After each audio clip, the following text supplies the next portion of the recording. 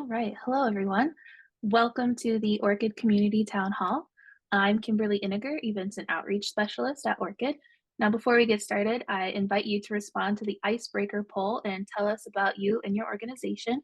I'd also like to bring your attention to some features available during the webinar to enhance your experience. The first is closed captioning and translated captions. These features allow you to enable audio captions and translate those captions into a few different languages. To enable, click on the Show Captions button in your Zoom toolbar.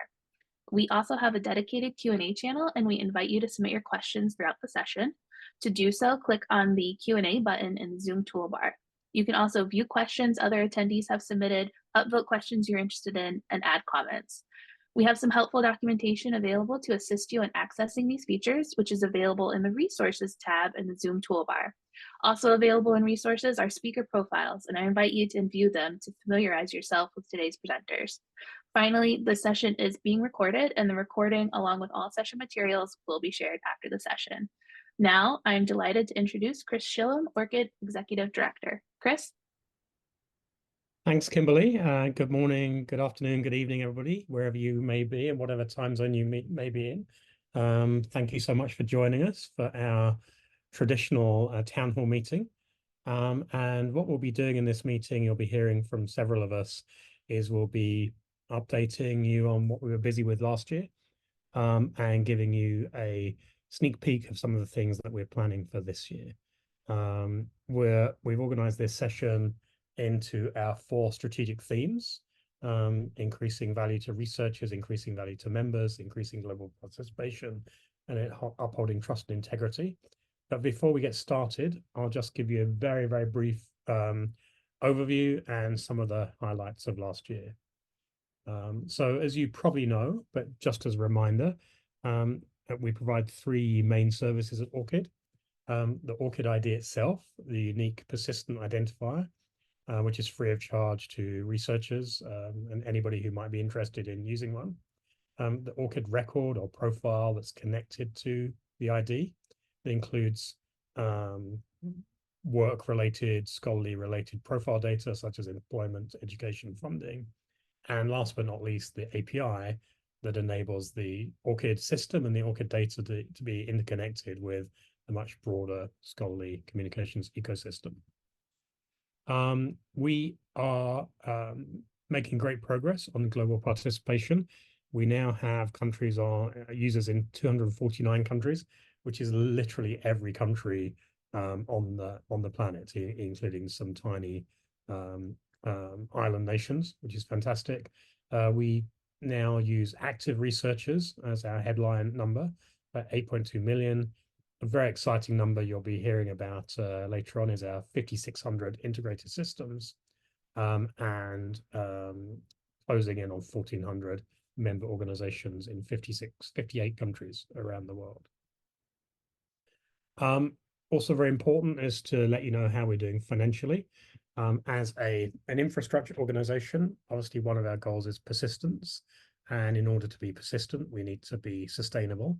And I'm happy to report that 2023 was our 5th year of break-even financial performance, with a surplus that was very comparable to 2022, and good growth in revenue coming from growth in membership. And we'll talk a little bit more about what that's enabled us to do towards the end of the presentation. So having said that, we're going to talk here for the rest of the session about the progress we have made in our plans in our 4 strategic areas. We have, for this year or for last year, we added a 5th pillar to our planning, which is to talk about what we're doing to make sure that ORCID is a great place to work by improving our staff experience. So we'll give you a brief update on that as well. Now I'm going to move straight into the increasing value to researchers section. Tom Dameronville, our Director of Product, is on vacation, so I'm going to present these slides on his behalf. Much of what we did in 2023, particularly in the first half, is making the registry more accessible. In the previous year, we had upgraded our technology platform for the registry and completed that. So that enabled us then to focus on the accessibility issues. We have decreased the number of issues against the web content accessibility guidelines down from 50 to 21, which is good progress. And actually, we have, since the end of the year, made further progress. I think we now have 17 issues left, which we'll be working through as we touch the relevant parts of the system and update them.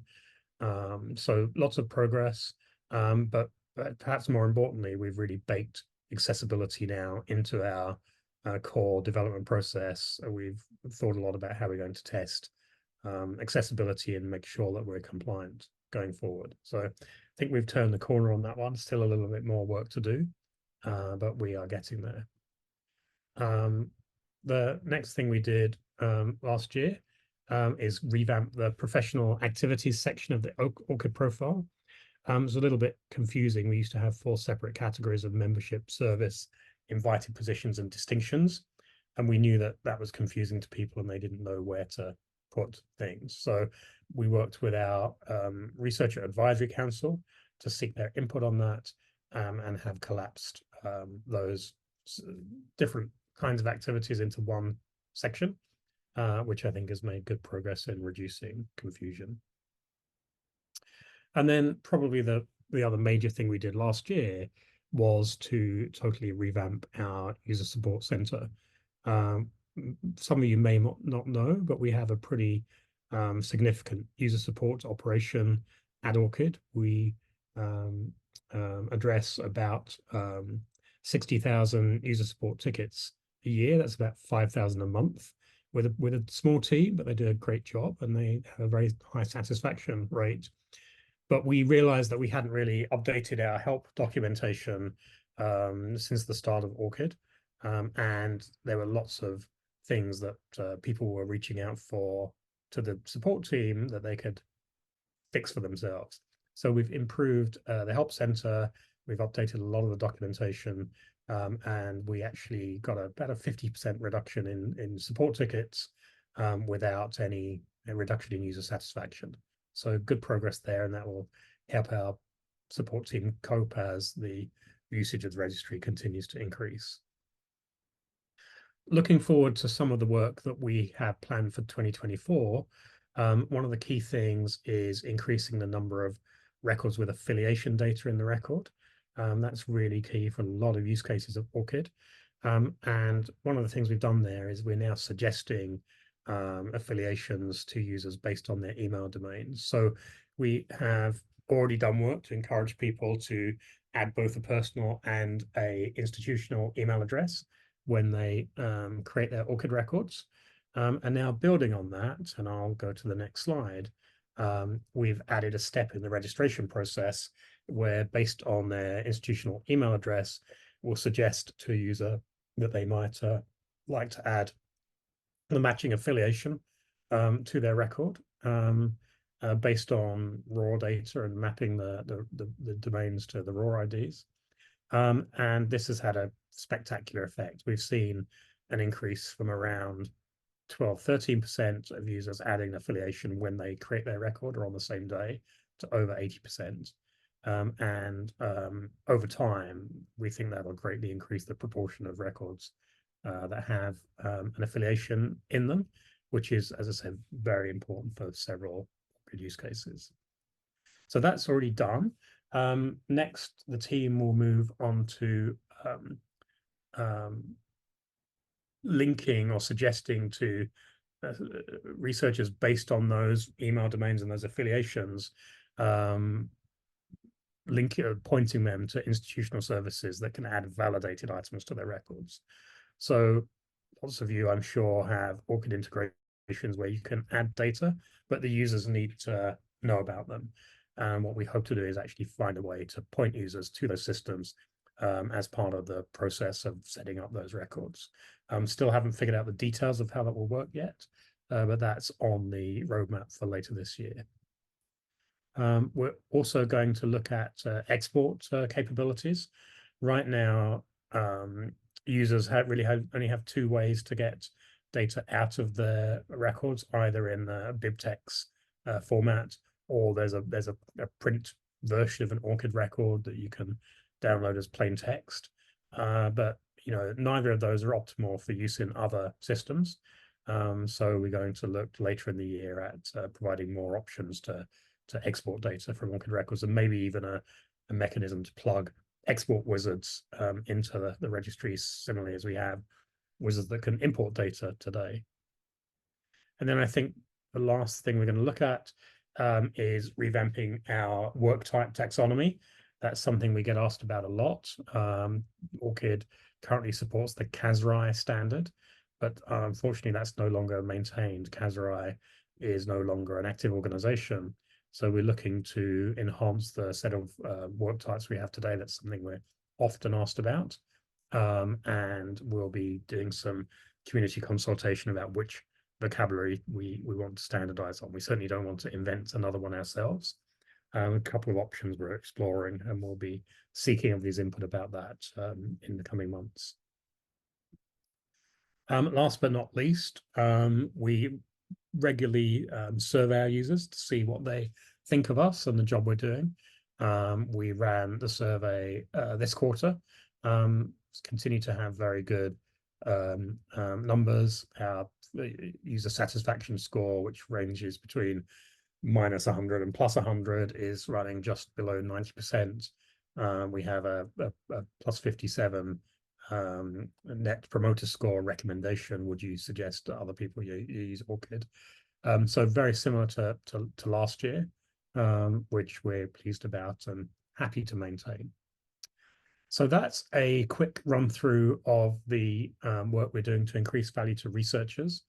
Just a reminder, if you have questions, please pop them in the Q&A in Zoom. And I will now hand over to Julie Petro, our Director of Communications, to talk about increasing value to members. Thank you, Chris.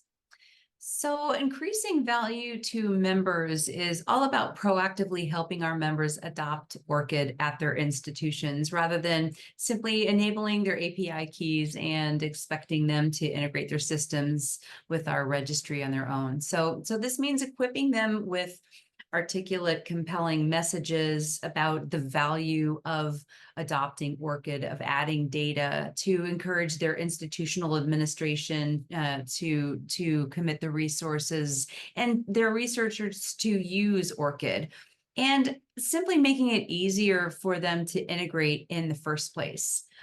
But why is institutional adoption important? This is a visual representation of how an ORCID record amasses trustworthiness over time via data asserted by validated sources. So this is like affiliations added by the researchers' research institutions, or grant data added by their funding agencies, or works added by their publishers that they work with. So when our members add data and therefore trust markers to the ORCID records, what's actually happening is our members are contributing valuable information that gets propagated throughout the entire research ecosystem. Each time that researcher interacts with another system that collects their authenticated ORCID IDs and pulls that data into its system. So all of this adds more trust markers. This is that virtuous circle that we've been talking about for years now. So these are just more trust markers that get added to that ORCID record in subsequent workflows that build and build over time. And later in this presentation, Tommy will talk more about what we're doing to make this easier to see in an ORCID record. So while the entire research community can derive value from this data, it's an exclusive member benefit to add that trustworthy information about their users to those users' ORCID records. So whether they're students or researchers or authors or co-authors, peer reviewers, or grant awardees. So not only do our members improve the trustworthiness of those records, they also actively contribute to the global community network of trusted data, helping to uphold research integrity across the research community. And in 2023, we increased the size of this network of interconnected systems by 18%. So this is aided by our efforts to make it easier both to participate with and to integrate their systems with the ORCID registry. And we're seeing more integrations being added almost every day. Chris mentioned earlier that we have nearly 5,600 systems integrated as of today. So you can see how much this has been growing even this year. And the more connected systems throughout the research landscape, the more the global research community can benefit from the digital exchange of that research-related metadata. Service providers that have pre-built ORCID functionality in their products and services enable hundreds of ORCID members to gain value from their membership in the quickest, simplest way possible by providing a means to easily integrate ORCID into their local workflows and systems and provide a more consistent user experience for researchers when they encounter ORCID. Revamped CSP program that was launched in, I believe, summer of 2023 defines specific best practices for different workflows and ensures that members who use these systems always experience the best practice ORCID integrations. And as you can see there, we have 5 different workflows that you can find service providers. And actively engaging with our community helps us better understand and respond to the needs of our users. And in turn, we're able to provide more robust, compelling materials to encourage institutional adoption of ORCID. And in 2023, we made progress in overhauling our consortia support materials with updates to our website content, targeting new members in each stakeholder group. We also launched a new outreach resource library to ease the distribution of multi-language content to our consortium partners, as well as allowing them to share and reuse material that they've developed among themselves. So this will be especially useful in supporting the broader use of non-English materials developed by some of our consortia leads. As so much of scholarly work is dependent on funding, funders play an especially pivotal role. And in 2023, we continued to build relationships with funding institutions around the world through our Funders Interest Group, or we like to call it FIG. We now have funders from 25 countries plus the EU participating in our regular FIG meetings, and we have co-chaired an RDO Research Data Alliance working group on national PID strategies. The Funders Interest Group published their recommendations in 2023, which include guidelines for stakeholders across the research community for adoption.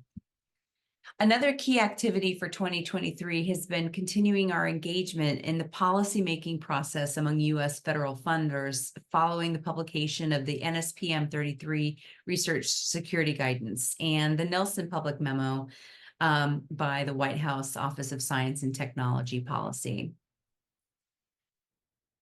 And widespread adoption of persistent identifiers like ORCID is critical to the success of trustworthy research infrastructure, which promises a lot of things. It promises to accelerate the pace of scientific discovery by facilitating information sharing, reducing inequities in research outputs, and enabling reproducibility.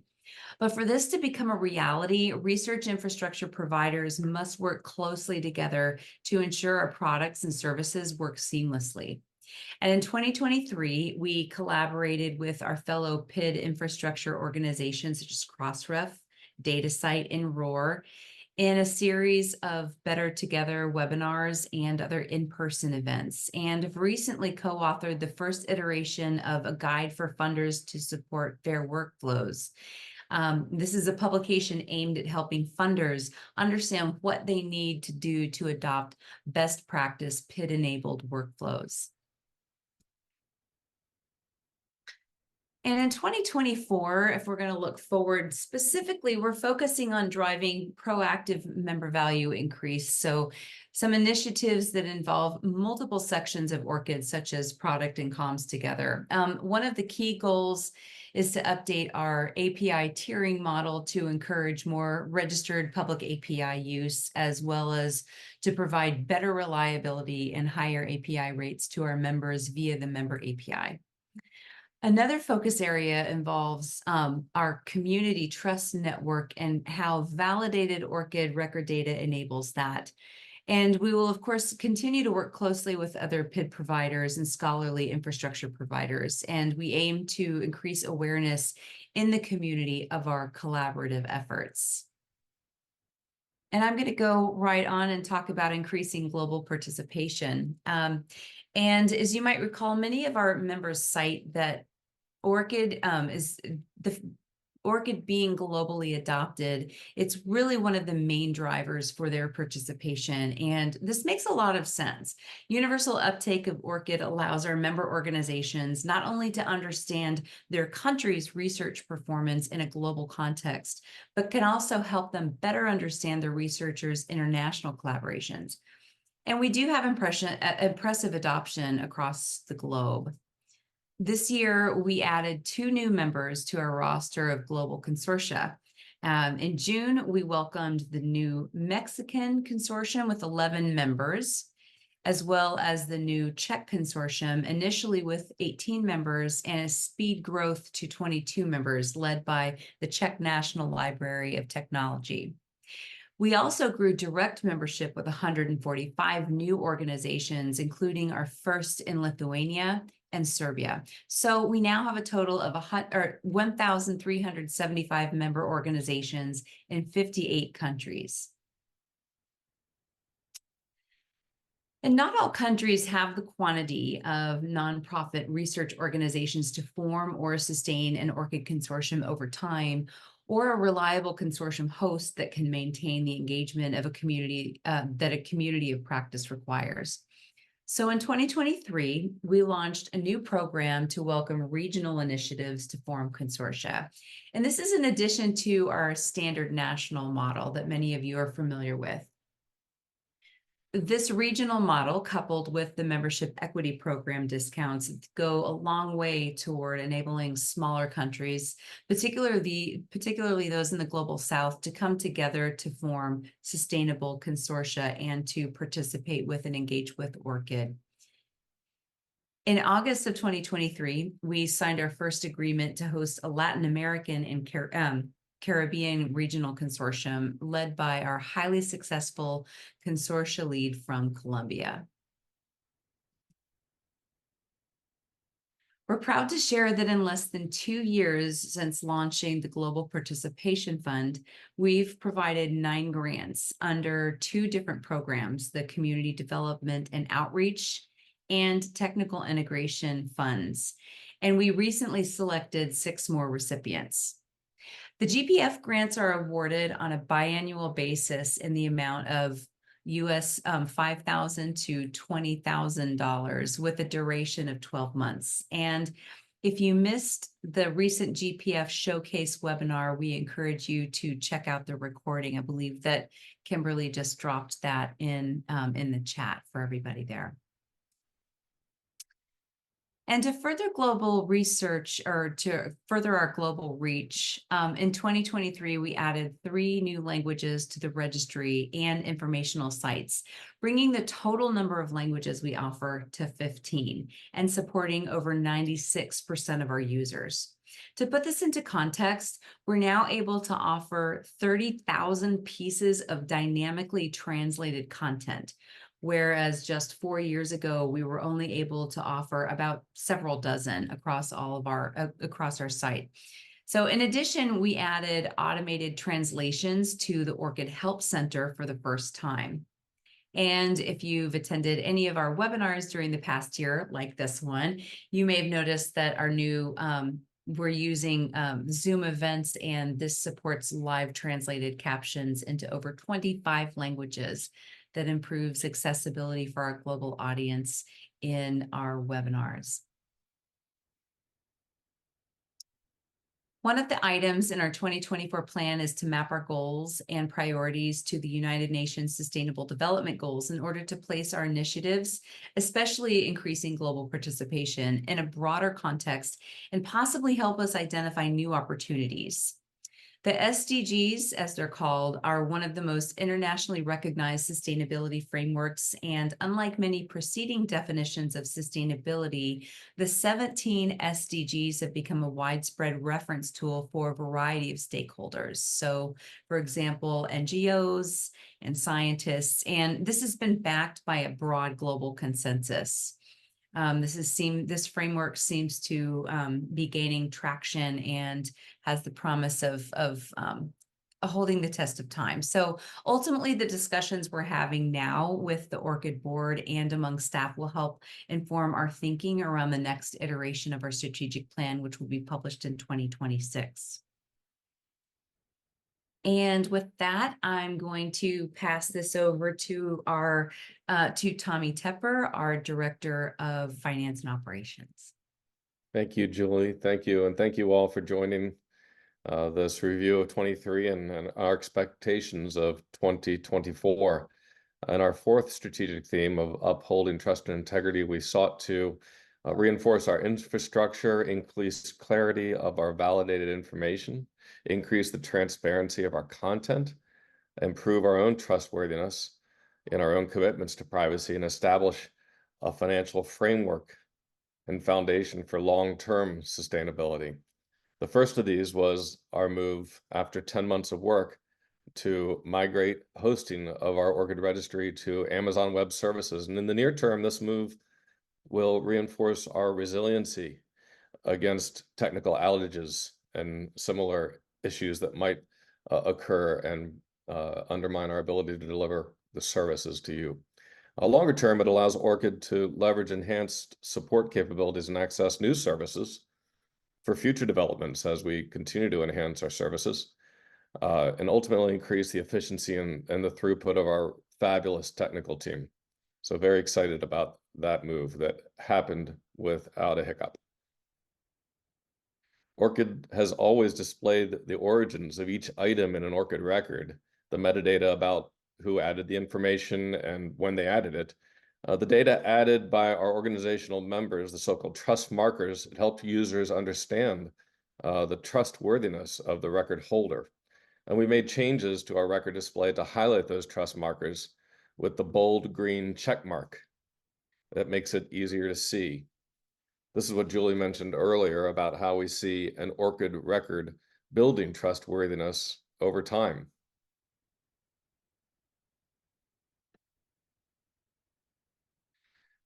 We went further in the record summaries. Submission of suspected fake research is really a growing concern in our community, and with very good reason.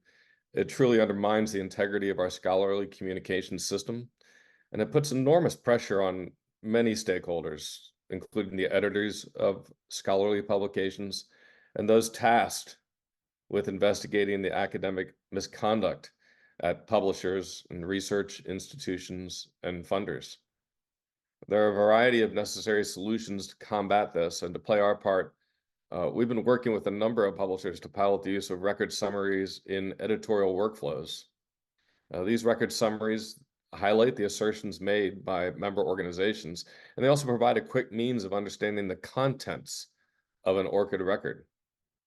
So we piloted this in 2023, and in 2024, we'll add the summary to the public record page and available on the member API. This will make it also easier to identify fraudulent and low quality submissions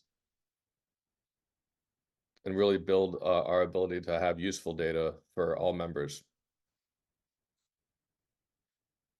In 2023, we also looked inside around our privacy policies and some improvements. We improved the cookie consent to make sure the researchers can decide which cookies they accept from the ORCID registry. This is very familiar, now a common practice worldwide to accept or even customize the cookie settings. We defined improved processes around data subject access requests. And we really supported the whole area of privacy by hiring our first dedicated data privacy officer. who's in 2024 going to tackle additional improvements to all elements of our data privacy aspects. In 2023, we also looked at our financial sustainability and our desire to look for a long-term reserve to make sure that we have financial resiliency and a foundation is there for the long-term test. After 5 years of sustained surpluses, we approved an investment policy statement that establishes a long-term reserve that is limited in use. These 4 elements show what that reserve can be drawn on. Otherwise, it is there for our long-term stability of the organization. One-off investments, such as the AWS migration that just occurred, can come out of reserves. Unforeseeable short-term operating shortfalls that can maintain our operational stability and continuity in our fulfillment of mission for you, the members. An orderly wind down of the organization should our mission actually ever become fulfilled, or the transition of that mission to a successful organization. But the point is that now we have a segregated set of reserves governed by an investment policy statement that reinforces our financial resiliency. In 2024, we expect to further to the data privacy, as I said before, for additional clarity and transparency under the guidance of our new data privacy officer. But we'll also look to advance further with an initiative around further solidifying our cybersecurity to better ensure that our value of being a trusted component of research infrastructure is assured to you, our members. We've done a lot in this regard already, but now we have a full-fledged initiative to make sure that we're enhancing those efforts into something that is lasting and will stand the test of time. And now I hand it over to Steph. Great. Thank you so much, Tommy. And again, thank you everyone for joining us today. As Chris mentioned, in 2023, we added a 5th pillar to our strategic planning that was focused on staff experience. We have a great team who are motivated by our mission and serving our community, and we want to make sure that ORCID continues to be a great place to work and that we support all of our team members. So I'm happy to share some highlights from the past year, including the implementation of our family and compassionate leave policy. This includes parental leave as well as leave to care for loved ones. And also in 2023, we continued to better align our benefits across countries where members are located, staff members are located, and rolled out a universal vacation or holiday policy. In addition to improving equity across staff benefits, we continued to track our internal and external DEI efforts. And as a reminder, you can always track those along with us by looking at our public Trello board. The senior team meets once a quarter to review these and make sure we're keeping up with our promises. Last year, we also spent time soliciting staff feedback, both at our in-person retreat, you can see all of us here in Seattle, and via anonymous surveys, for example, our annual culture survey. And this feedback has helped us prioritize our staff initiatives as we move into 2024. And we have lots of big plans for 2024. We're all very excited. Here, we'll just highlight a few. We have relaunched our professional development program, and we are providing more opportunities for staff development and growth this year. And as a remote organization, we will continue to be intentional about how we work with one another. This year, we're experimenting with a number of different initiatives to improve our cross-team collaboration, team building, and building trust with one another. We are also strengthening our organizational ethics and compliance. Particularly wanted to call out our updated whistleblower policy here. You can find this on our website as well. The board approved it at its most recent meeting in February. And on our website, you can read more information about our confidential reporting line as well. And now I'll just turn over for a few quick governance updates. In 2023, the board undertook an intensive review of ORCID's governing documents. It streamlined the ORCID bylaws, board charter, and committee charters to remove duplications that were in multiple documents, to streamline the documents, and ultimately make them just a little more user-friendly, easier to navigate, and just reflect current organizational practices. This year, we're delighted to welcome 5 new board members. You can see that we have a great regional representation on this new class of board members to reflect our global membership. You'll see our picture from our kickoff board meeting that took place last month. We also included an orientation session for new board members that was well received. And we're happy to welcome Lisa as our returning board chair. She's serving her 2nd term, and to welcome Greg Gordon as our new treasurer. And with that, again, thank you. And we will share the link to our 2023 annual report here. And you can read more in depth about the different initiatives we've all talked about. And now we are happy to open it up for questions. Yeah, thanks, Stephanie. Like Stephanie just said, I've made the annual report active for you to download in your resources toolbar. There's also a link to it shared in the chat. So definitely open that up to take a look at after the end of the webinar. Want to thank our senior team for the great presentation today. And we've got a question from the audience, but plenty of time for others. So welcome everyone to submit what they have. So our first question to the senior team is, will the export wizard be available for other ORCID users too?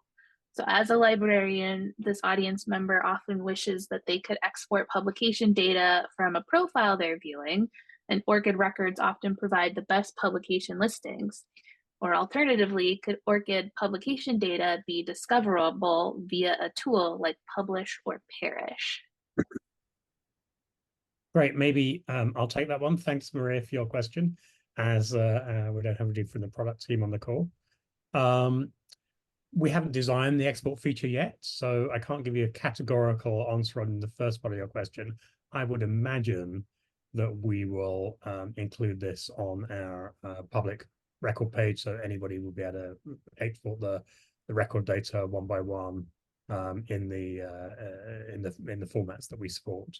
But we still need to delve into that fully and design that feature. As for integrating with other systems, I don't know this particular tool, Publish or Perish. We'll certainly have a look into that, but that's what our API is for. And many of those 5,500, nearly 5,600 systems that are integrated with ORCID do pull data out of the public API or the member API if they're a member organization. And certainly this tool will be perfectly able to do that as well. And we'll follow up on that and see if we can reach out to somebody there and see if they're aware of the capabilities that are available. Great, thanks, Chris. Our next question is kind of a big one, but I'm sure we can get it answered. And it's, what is ORCID doing about paper mills? Sure. So maybe I'll take that one as well.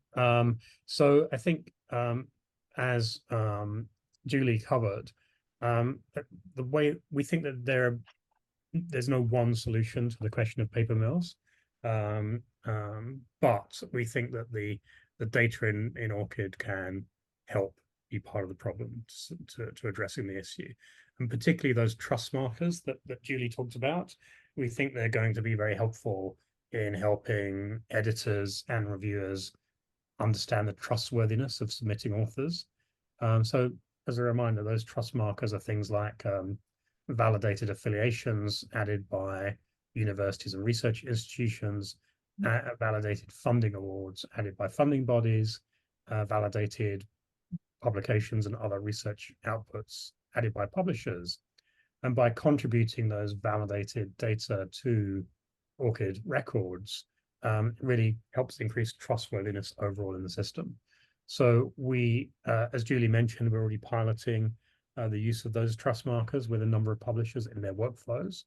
And we've also talked to a number of folks who are working on paper mill detection tools to use our data behind the scenes from the API as part of their processes. So I think there's good progress being made there. The other thing I'll point out is that we are a signatory to the consensus statement from an organization called United to Act.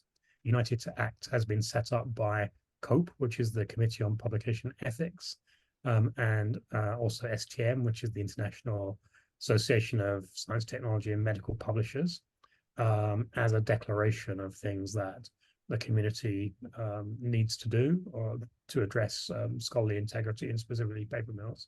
We are a founding signatory along with a number of other research institutions, publishers, etc. And that's an open statement that anybody is invited to join and help work together to solve the problem.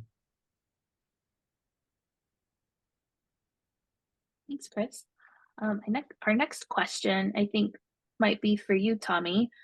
In the slide about our revenue, when it says 96% of revenue comes from membership fees, what about that other 4%?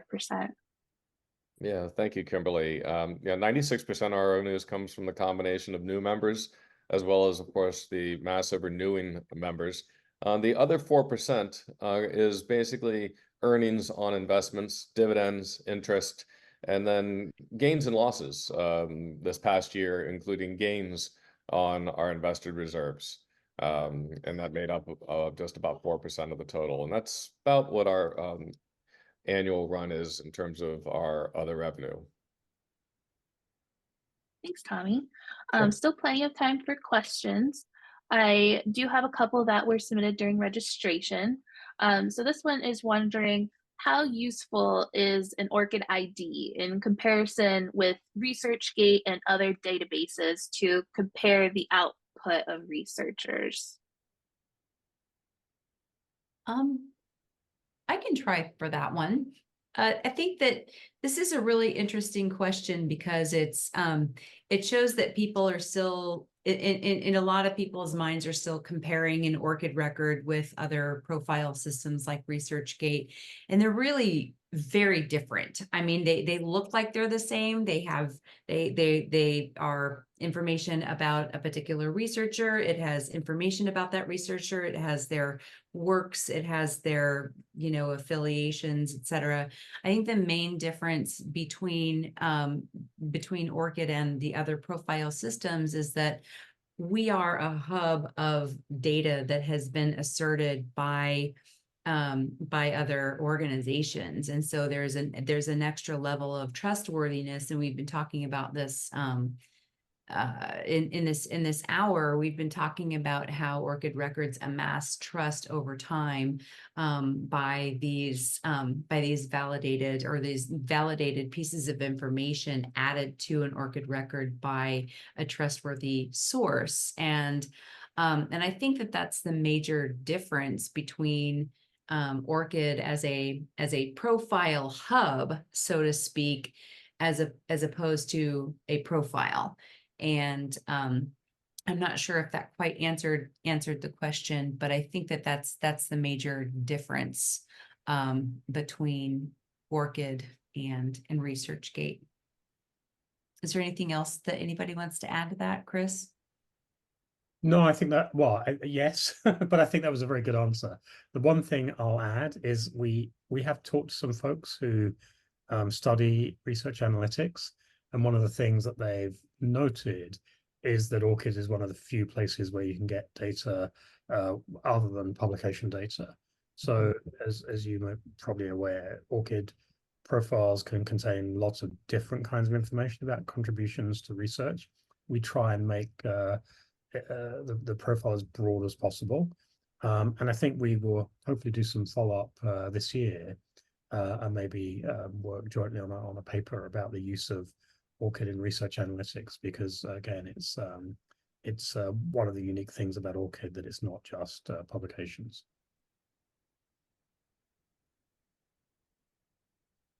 Thanks, Chris and Julie. Kimberly, I see a question in the chat. Yes, I just saw that one come through. So this question is, I have been reviewing some manuscripts for some journals. Some journals add this to ORCID and some don't. So is there a way I can add this where some journals don't add this to my profile? So how can they clean up that bit when a journal doesn't do the admin work for them? Sure, that's a great question. So Yeah. there isn't really a way, as a reviewer, you can definitively figure out who the ORCID profile is that matches your authors of your paper, because there are so many researchers of the same name. However, all of the submission platforms, all of the common ones, whether they're commercial or open source, support the ability for ORCID IDs to be gathered during the submission process, both from corresponding authors and co-authors. What we've learned over the past year is that publishers often leave it to editors to decide whether to turn that functionality on. So the first thing you could do is just let your editor know, hey, it would be more useful next time I review for you if you turn this functionality on. One of the things we are proposing to do this year is work with publisher members to create some materials to help educate editors about the benefits of turning that ORCID integration functionality on, because I think often they just hadn't explained to them why it's a useful and helpful thing. Yeah. Good question. That's a great question. Great, thanks, Chris. And I think this kind of ties in. We've talked a lot tonight about adding data to records and how to create trust markers and how to, show what trusted material looks like. And when I take a look at our poll results, when we asked if organizations are adding data to their researcher records, about 50% of them are not currently doing that at this time. So I was just wondering, is there anything from the senior team that you would say to those on the call about why they should be adding data to records, or give them any advice on how they should get started? Sure. Shall I have a go at that one? Sorry, again, we haven't product or engagement team on the call because of the time zone, so you're hearing a lot from me. Great question. I think the why is, again, to increase the trust in the overall scholarly communications network. And what we often hear from members, and that's often the starting point, is great, we're taking data from ORCID and using it in our systems, and that's fantastic, and we definitely want to encourage that. But we also think it's the responsibility of everybody who holds data that's trustworthy about researchers, particularly given the current concerns around the integrity of the system, to contribute the data they know.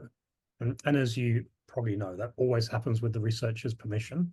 So you can't add data to a record without the researcher knowing about it. One of the things we're doing is trying to make it easier to do that, because in the past it's meant often doing software development work, technical work, to integrate an internal system with ORCID. Of course, you can still do that, but we would encourage you, and Julie talked about that before, is if you already have one of our certified service provider systems in-house that you're using, again, whether that's an open source platform or a commercial platform, the easiest thing to do is to turn the integration on in that platform.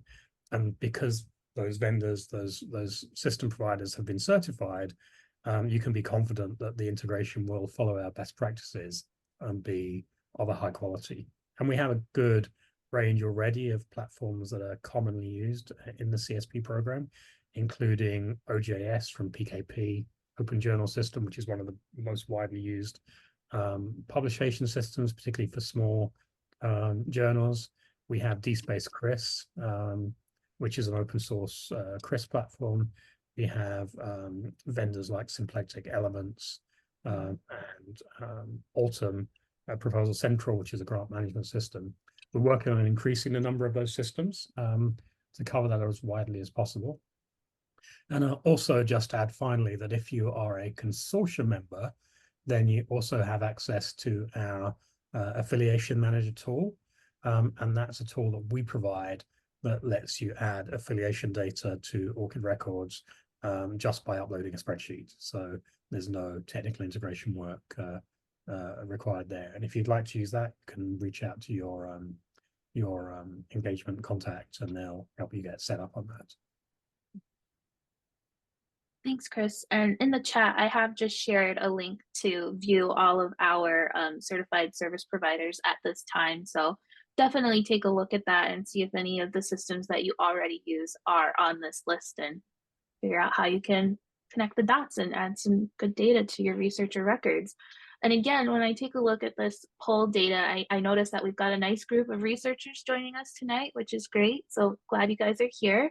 And I'm wondering, is there anything that any advice we could give to researchers to help them come to their institutions and say, add data to my records, or what can they do to let their institutions know that this is something that they want them to do? Yeah, I think that's a great question. There are a lot of things that that we make available to our community, to everything from recorded or pre-recorded events that that talk about the value of ORCID or talk about how to go about adopting ORCID at your institution. We have a lot of materials that you can find online. Our outreach resource library, which I'm sure that we could probably share here. There are a number of things that you could do to start with, and just building a case of that researchers started adopting ORCID before institutions started adopting ORCID. So there is still a bit of catch up to be done. And in order to really, for the institutions to really enable their researchers to get the most benefit from their ORCID records. So I think that there are a lot of good tools that we could provide you, everything from the webinars to the materials. You can follow us on Twitter, you can follow us on LinkedIn. We're constantly sharing opportunities to learn more about ORCID and to learn about adopting ORCID at your institution. Thanks, Julie. We've got another question in the Q&A, this one more specifically about statistics, and Tom from product isn't on, so I'm not sure if we'll be able to fully answer the question, but I'll pose it anyway. We used to share the number of ORCID holders in time series on the statistic page, but it's not currently provided. And it looks like they may be looking for the total number of ID holders, and they're wondering, is that statistic still available? Yeah, I can tackle that one again. Good question. I think there are a number of elements. First of all, it's a conscious choice not to talk about the total number of ID holders anymore. Obviously, as time goes by, there are many record holders that are inactive, or sadly, in some cases, we've been around for 10 years now. Often, many record holders who passed away. So we don't talk about the total number of IDs because records that are not used anymore are not really helpful or useful to anybody. What we do talk about in our headline number, and that is in our statistics page, are the total number of active record holders. I think I mentioned at the start that's about 8.2 million right now. That is steadily increasing, and it's a good point. We certainly could add a time series chart of that to the statistics page, and we can take that back and look at that. And in terms of questions about the breakdown by country, as you probably have seen in the dashboard, this public dashboard, we do list the current active researchers by country. There is a download widget option in each widget in the dashboard, so you can actually download a CSV or a spreadsheet of that data if you want it. And if you are either a member or from a consortium, we provide lots more specific reporting to our members. So consortia, for example, our consortia leads do have access to more detailed dashboard about the growth of record holders in their country. So I hope that answers that one. Thanks, Chris. So we've got about 5 minutes left, and I have one last question for the team. Before getting to it, I just want to remind everybody to download our annual report. It's available in the resources toolbar, and it's also a link in the chat. I'm also sharing another link in the chat to our events calendar, so you can see what's coming up and join us at a future event. We also have our on-demand page there where you can check out events that have previously happened and watch those sessions anywhere, anytime. So our last question is essentially about membership. If someone wants to start a consortium or become a member or join a consortium, where do they start? I think the easiest place to start to gather that information is on our website. We have a page for anybody who's interested in forming a consortium or joining a consortium. There's a good chance that there's already a consortium that has been formed in your country or in your region that you could already just join. And our engagement team could put you into contact with the consortium lead for that consortium. And then if you wanted to form a consortium, we would work with you to go through the requirements that, the requirements for forming one. And those are pretty clearly laid out in our pages on our website there. And I think that, let me just check and see. Yeah, that's a good link. That's a good link, but we also have from that page that Kimberly just shared in the chat, we have some consortium pages that go through that list the requirements. And it's a process, and our engagement staff will work with the candidates every step of the way. Thanks, Julie. That's all the questions that we have for now, and we're at the end of our time anyway, so I do want to thank the senior team for joining us today to give a great presentation, and I'll thank all of the participants for joining to watch us tonight. And Chris, any final words from you? Well, just say thank you so much for joining. Do read the annual report. We go into a lot more detail there. There's only so much we can cover in a 1 hour webinar. I'm really happy with the progress we've made. Lots more good things to come this year, and do feel free to reach out to any of us if you have specific questions or things you'd like to know that we didn't cover in this presentation. All right. Well, thanks, everyone. Thank you, everybody. Thanks, everybody. Bye, thank you.